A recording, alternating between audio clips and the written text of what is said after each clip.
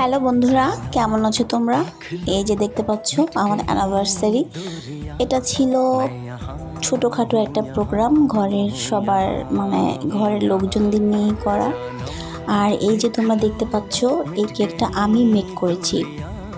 তো এই সুন্দর করে মেক করে সব কিছু অ্যারেঞ্জ করে এত তাড়াহুড়া ছিল যে নিজেই তৈরি হতে গিয়ে হিমশিম খেয়ে গেছি।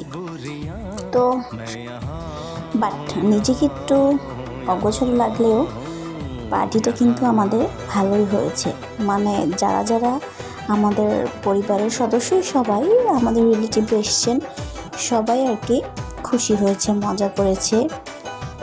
নিজেদের বিশেষ দিনগুলোতে যদি এভাবে আনন্দ করা যায় তাহলে ভালোই লাগে।